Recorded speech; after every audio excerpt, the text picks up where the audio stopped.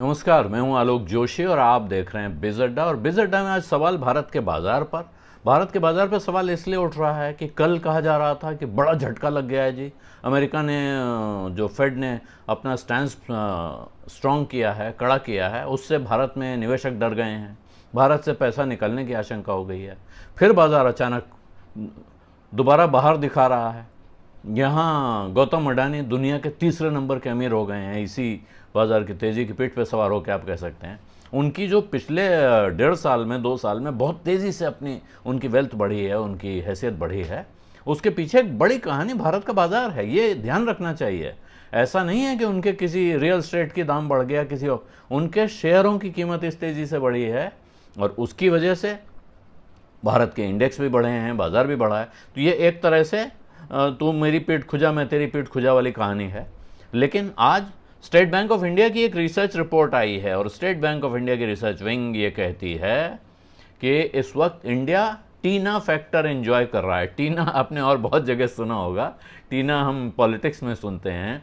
कहते हैं जब मोदी जी चुनाव लड़ रहे थे कहा जाता था कि देयर इज़ नो ऑल्टरनेटिव, यानी इनके सामने कौन है।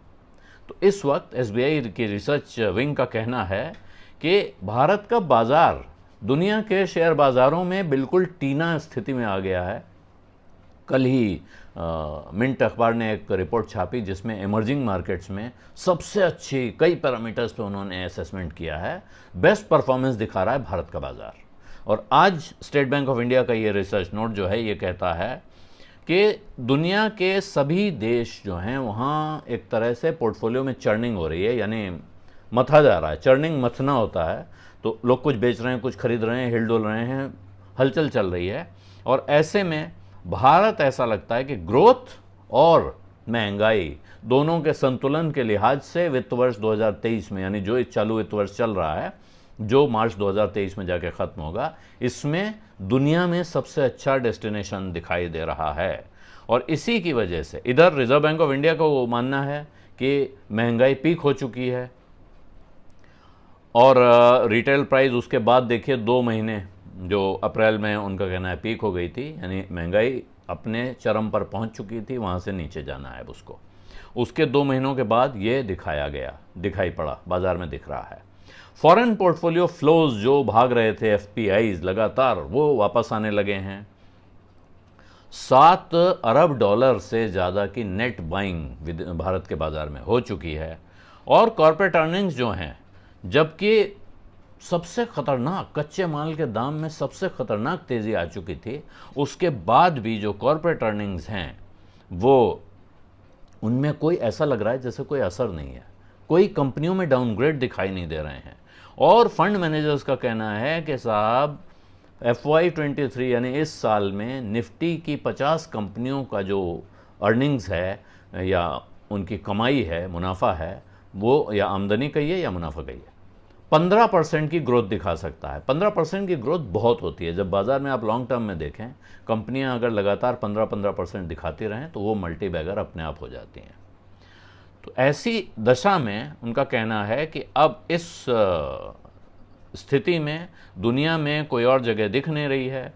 पश्चिमी देश इस वक्त अब एक सर्दी की तैयारी कर रहे हैं। वहाँ आप जानते हैं जाड़ा बहुत होता है और एक लंबे ठंडक का मौसम होता है जिस वक्त बहुत सारी गतिविधियाँ ठंडी हो जाती हैं। और साथ में वहाँ एक ख़ास चीज़ होती है एनर्जी प्राइसेस। वहाँ तेल का दाम, जो कच्चे तेल का दाम है, अमेरिका में, इंग्लैंड में, यूरोप में हीटिंग ऑयल एक चीज़ होती है जो घरों को गर्म रखने के लिए काम आता है। तो हीटिंग ऑयल के दाम जाते हैं और उसमें बहुत तेज़ी होने का डर है, क्योंकि कच्चे तेल के साथ जो चीज़ जुड़ी होती है नेचुरल गैस, प्राकृतिक गैस, उसका जो भंडार है वो थोड़ा उसमें वो डांवाडोल है। उसकी वजह रूस का झगड़ा भी है, यूक्रेन से सप्लाई में प्रॉब्लम है।